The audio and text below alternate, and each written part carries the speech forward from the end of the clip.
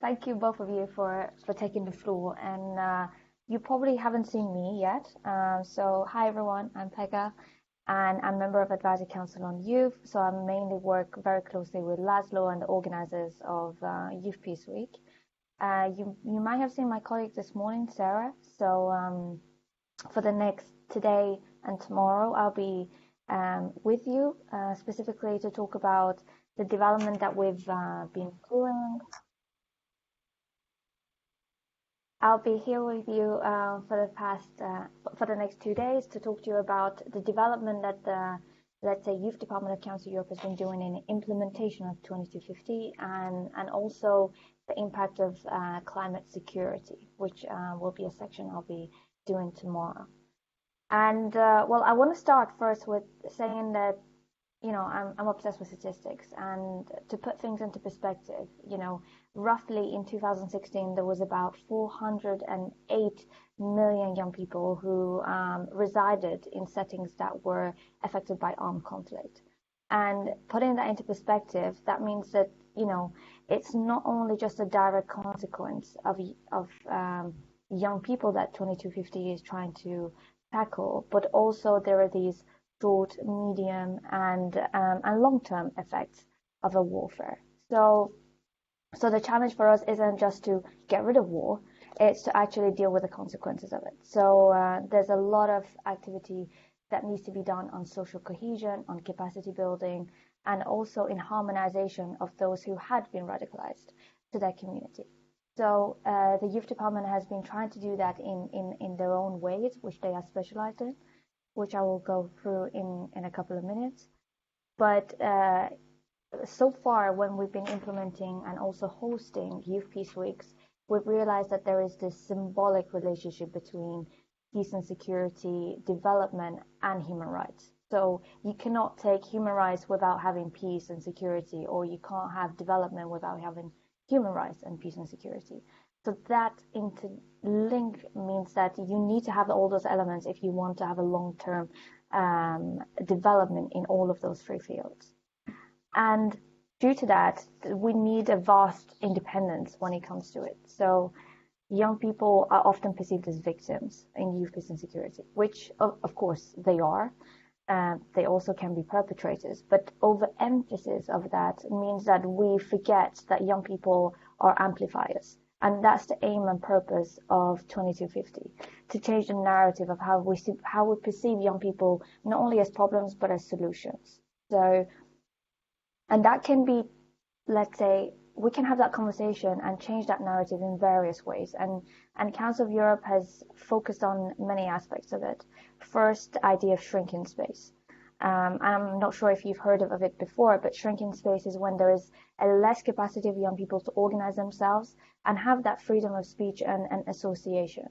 And young people sometimes tend to feel as though they're being ignored, and they can react to that in very various ways. They can be through the radicalization, through actually going to different means of voicing themselves, and instead of being decision makers, they tend to reflect their opinions by organizing themselves differently than we expected. So shrinking space is a crucial element if we are to give young people the capacity to take the lead on implementation of 2250. And this is one way that Council of Europe has been trying to implement this resolution by tackling the core of the problem, or one of the core problems, which is shrinking space.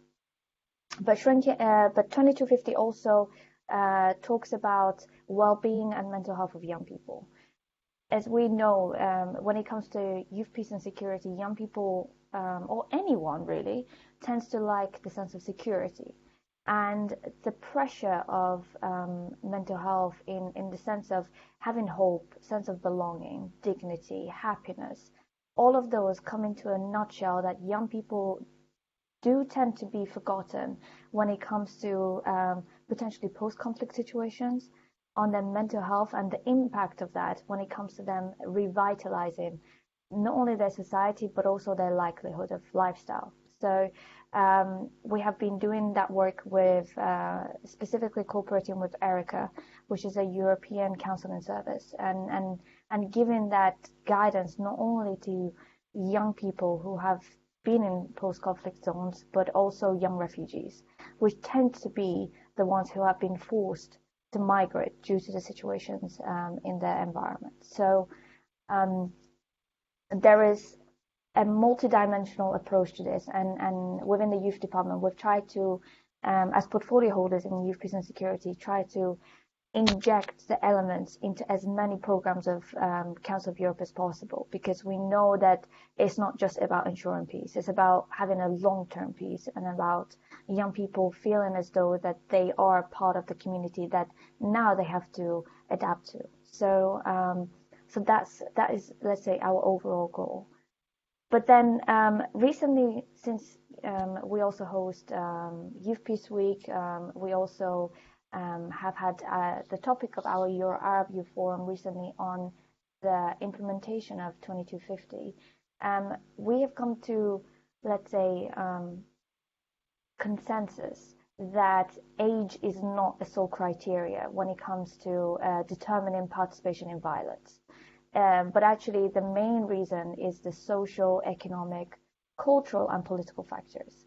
So hence why the whole idea of young people in employment, young people in actually being mobilized and taking an interactive approach is ever so crucial today, because we are living in a globalized world, and ignoring that also impacts young people who are in a war zone or a post-conflict is, to me, is a bitter mistake, and have that dialogue about it.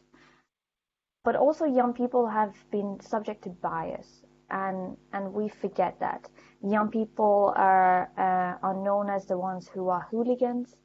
We tend to be reflecting them as disorganized, and they are often reflected as the ones who are likely to be radicalized. And all of those perceptions actually puts a pressure on a young person into actually feeling as though, since everybody believes that I am, why not be? And that's how the dialogue seems to be going. And within Europe, there's been a lot of issues nationally about how to, let's say, harmonize young people who had been radicalized. How do we bring them back to the community, and how do we help them in gaining their foot back into the ground?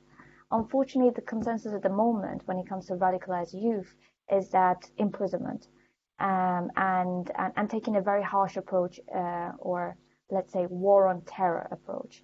And as a result, young people tend to feel left out when it comes to young people. God, I get distracted so easily. Okay, thank you, Daria.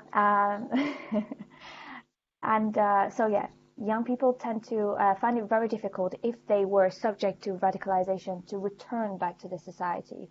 And particularly when it comes to Council of Europe, we found it particularly challenging when it comes to, let's say, having the environment that they would feel welcome back to. And this is something that we face when thinking of implementation of 2250, since prevention of radicalization is one of its key elements. But how can we enhance our tools in the future? At the moment, the Advisory Council on Youth is thinking of potentially proposing a toolkit when it comes to the implementation of 2250, with cooperation to the youth organizations such as UNOY. I've got used to the abbreviation. The something of peace ambassadors, and yeah. So we're hoping to collaborate with them, hoping that youth organizations not only talk about 2250 as a resolution that needs to be talked about, but how we can implement that on a ground level. What does participation mean? How do we do it? How can I do it? How can I take work activity on prevention? And how can I use Council of Europe toolkits such as Compass and toolkit on youth prevention in all of these. So we're hoping to, in a year or two, to provide a guideline, specifically how young people as individuals can take activities in moving towards implementation of 2250. And I think youth organizations at the moment who are specializing in youth peace and security are doing an amazing job. So if you are here on behalf of those organizations, I really want to thank you, because even myself, when I facilitate workshops, I use your toolkits. But I'm hoping that Council of Europe can take that a step forward and look at it on a human rights perspective, and looking at how we can interlink 2250 with human rights obligations and bring that home for young people. So that's in a nutshell what the Council of Europe is doing. Since No Hate Speech movement has been concluded, I don't want to go further about that. I'm sure you can just, Google that up and see what the conclusions are. And we also have amazing toolkits when it comes to it. So hopefully we will be having much more thorough discussions about implementation of 2250 when it comes to specific activities and target groups. And tomorrow I'll be with you to talk to you about environmental security and how we can disseminate 2250 when it comes to, let's say, exhaustion of natural resources as a means of armed conflict, and how young people are being affected by it. So that's all in all. I hope that we continue with your engagement, and please don't hesitate to contact me. As much as I might be a decision maker, I'm also a young person, so I tend to say that I'm still approachable, and I'm always at your disposal. So that's all. Thank you, Rahman. And if there's any questions, please don't hesitate to shout over to me. Thanks a lot, Pegah, for this presentation and for touching an important point, which is that don't stay with the breakthrough moment of creating a document, so having a document approved, but let's see on the implementation and actually on doing things. And I think that this can create a link with Romeral presentation now. Just Romeral, I want to remind that there is a question that is that came this morning, and I mean you may want to answer it at some point, which is I wonder if you can share any local steps taken by different countries after UN Security Council Resolution 2250 was adopted. Are there any national implementation programs? So with this, thanks a lot, Pegah. Again, I give the floor to Romeral. Thank you. Thanks, Ramon. And thanks, everyone. I think now my connection should be better than this morning. And I will even be able to share my presentation. So first of all, I just want to say sorry if you had some frustration in the morning with my presentation, but the chance is that I'm also here now. So in case there are anything that remained a little bit unclear, you can take the chance to write on the chat. I will make sure to address any remaining question. But yes, so this afternoon, I would like to tackle this big question, what happened after we have the UN Security Council adopting 2250, because usually that's the question. And if I can make the link with the presentation this morning when I share my advocacy journey as part of this youth advocacy team lobbying the UN for the adoption of this resolution, to be completely honest with you, we were not so much prepared to the actual adoption. So when actually 2250 got adopted, it was kind of a surprise that, it went through, that we were a bit okay, and now what do we do actually with this resolution, right? So that's also maybe a lesson learned I would like to share, linking with the presentation this morning. When you advocate and you actually reach the goal, what's the next step? Because usually you start another advocacy process again, which is in this case the implementation, accountability, monitoring of the resolution itself. So now I would like to share a little bit on what happened since 2015, basically, that we had this resolution adopted. And I hope I can properly share my screen if you give me just a second. I hope someone will be able to tell me if it works. It works. It works. Yay! Nice. Well, I cannot see you now, so it's like I'm talking to my screen, but yeah, anyway, we'll go through it. So what happened? Big question, no, that we had, and I will also address the question on national implementation, what has been done at the local level. And just first to mention that personally, I'm working right now as an independent consultant for different organizations, including for the UN. And in the past, I've been working, as I was mentioning, for youth-led organization, but also for international organization. And usually anytime I do any workshop around 20 to 50 and I present the resolution to young people, there is this question like, what? We have a resolution on youth, peace and security and we had no idea, and it's like 2020 and yet nothing has been done in our communities around youth, peace and security. So first of all, I would really want to say that although it might seem that, okay, it's already 5 years that we have this resolution, at the end of the day, it's quite a new resolution and it takes quite a lot of time to go, if you remember, from this grassroots level, the needs from young people to have such a resolution, to the level of, you know, having an international framework, adopting a resolution, back to the local grassroots, but even national level to actually the implementation. Yes. Sorry to bother you, but we couldn't see the screen at all. Oh, really? Yes. Okay. Yeah, it's black now. It's gone black again. Sorry? Now. Okay, let me check. Yeah, well, it says it's sharing with me, but if not, I think we are also fine without. Are we fine without? I will be brief anyways.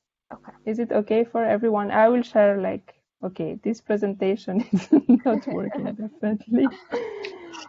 So anyway, what I was sharing is that just also I know for a lot of us, it's like we have like this willingness and like wish that we have, that we can see something happening on the ground. But it's just for us to remind that it takes sometimes, of course, to go towards the implementation, to see the impact at local, national levels. But okay, what actually happened since then, I think the first very important step that happened was raising awareness around 20 to 50. So it took quite a while for not only young people, but also for institutions, for international community, for countries, for civil society organizations to actually know 20 to 50 existed. What did it imply? What was in that resolution and what could be done? So that was the first phase where, I don't know if you have seen hashtags around Act on 20 to 50, also continuing using this Youth for Peace hashtag, etc., that really took a time to raise awareness on the just mere existence of actually the resolution 20 to 50. So there were also like a lot happening on really bringing back that resolution to the grassroots level. Because if it's true that a lot of the lobbying and the advocacy came from young people themselves, at the end, that was quite a long process, as I explained this morning. And not everyone knew that it actually got adopted, what happened. And then it's very easy that it just becomes this, you know, document that stays in an office, in an HQ, very far away from realities, right? So one first step was really raising awareness. And what I name, and hopefully you will see one day my presentation, but if you see my presentation, I name it like bringing back 20 to 50 to the grassroots level. And that also meant actually kind of having a toolkit, as Pegah was mentioning. So UNOI also worked on a toolkit on 20 to 50 from the beginning. What does actually mean? Which are those 5 pillars? What can you do around that? How can you present that? How can you maybe organize a workshop around 20 to 50? So really bringing back to where it owns, no? At the end of the day, it doesn't own very far away, I don't know, fancy offices somewhere. It needs to go back to support the reality of young peace builders at the ground level, right? So there were quite a lot of efforts also in translating the resolution, not only in the official language of the UN, but also in other national and local languages. There were a lot of efforts also in explaining what does it mean, because it has a very particular terminology, because resolution, as in different institutions, are written according to certain structure, according to certain terminologies, etc. So what does it actually mean? So there were also efforts across youth-led organizations, civil society, and other international bodies to really try to bring that to the reality. Then there was, of course, the missing piece report that I'm not going to go into any details because I think Eliska did a very good presentation.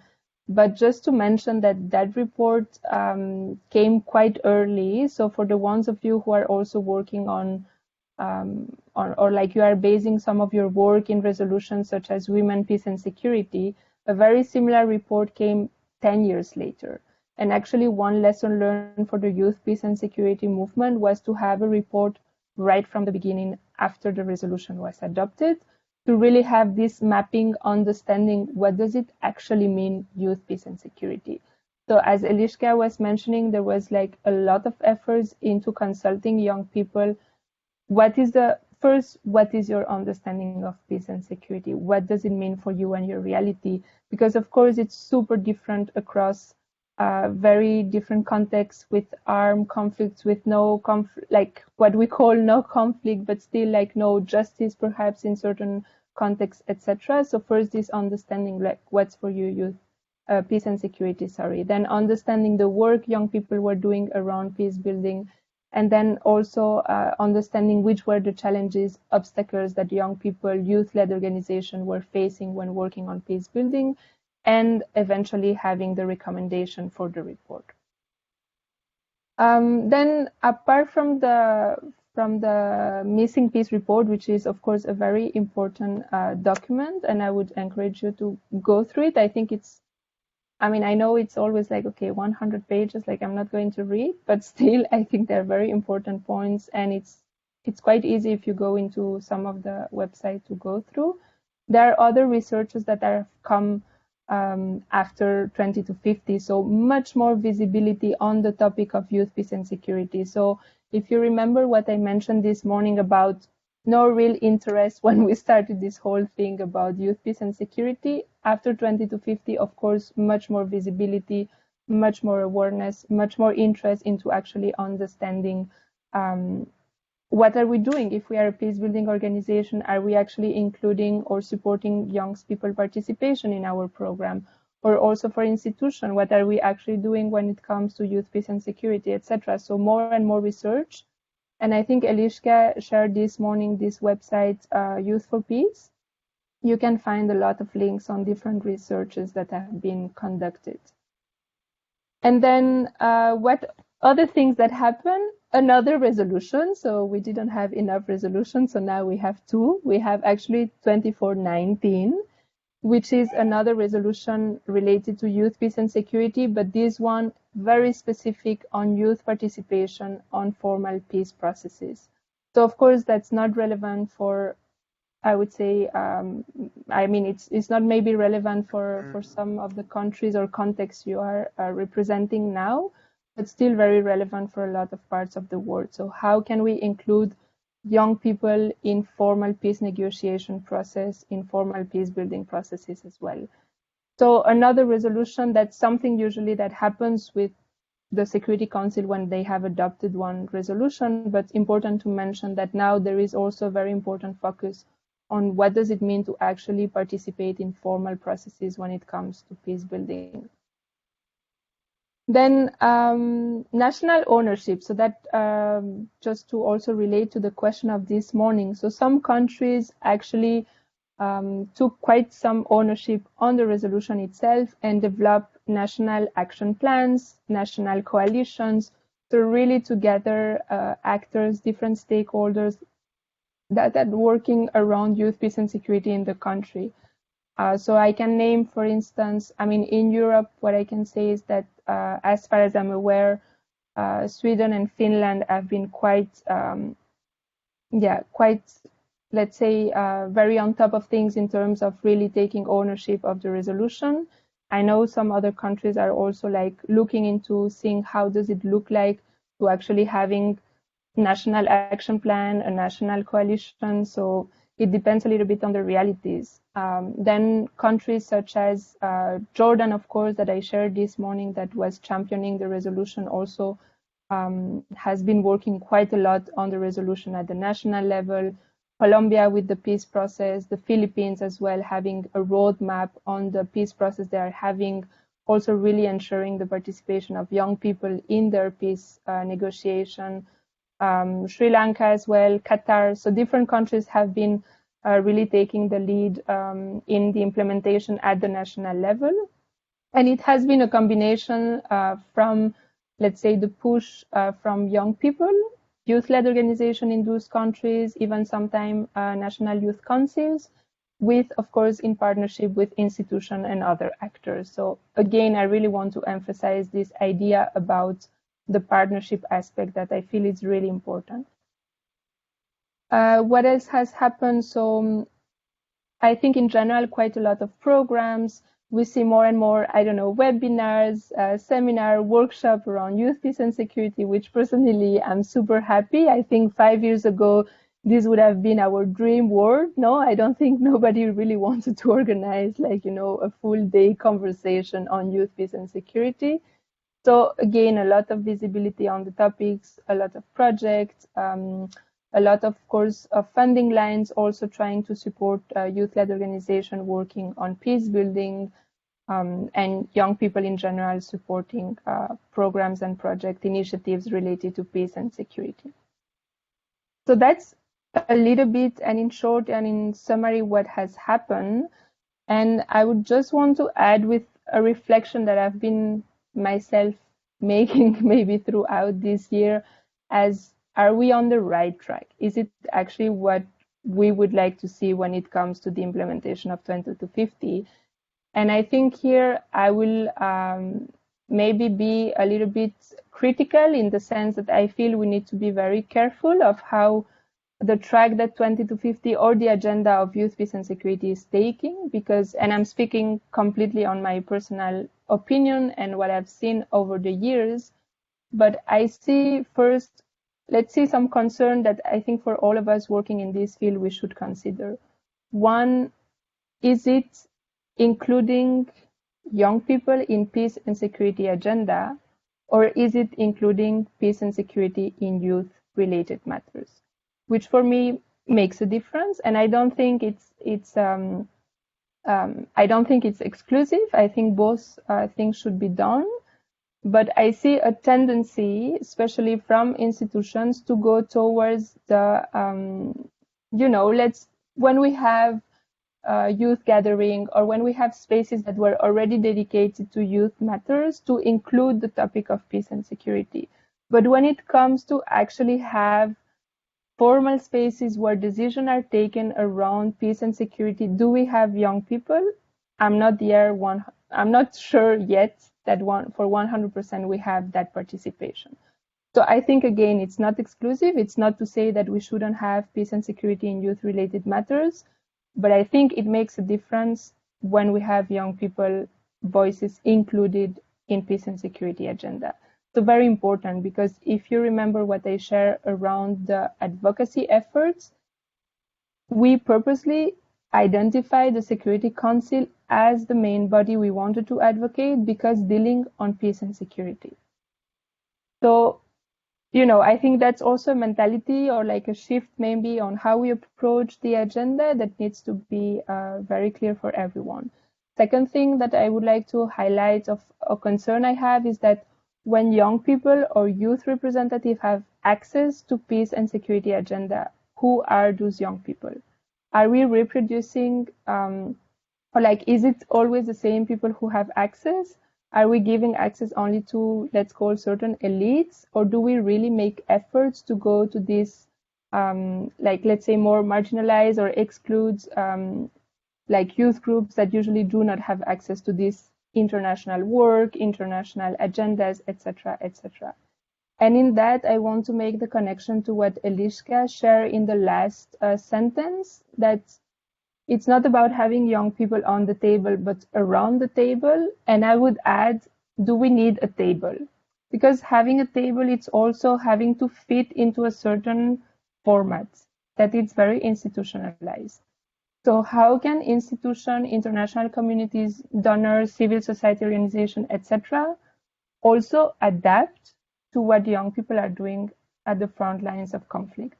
So how can we also reverse, let's say, the link between the two? Youth groups and international community, if I take as a whole, and I don't want to generalize, but how do we also ensure that we adapt this access to the participation and meaningful participation, which is also of personally a concern I have when I see a lot of programs around youth, peace, and security.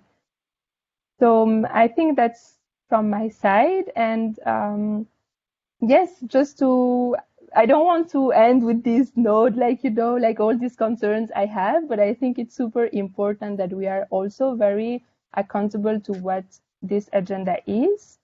And that, again, for me, the last maybe message I would like to pass is that this agenda was never created to build a divide between young people and other stakeholders, right? So it's not because we have 20 to 50 or because we have a resolution on youth, peace, and security that suddenly only young people know about peace and security. It's about how do we make sure that we have those voices included in the decision-making process related to peace and security.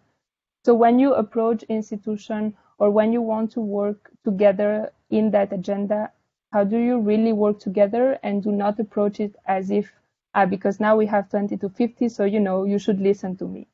So very attentive also on this attitude that I was also mentioning this morning. If we label ourselves as peace builders, that's also not in the initiatives we do in our communities. It's also how we approach others, even in these efforts of implementing a resolution. So yeah, that's my message. And thank you. I hope it was okay with my connection.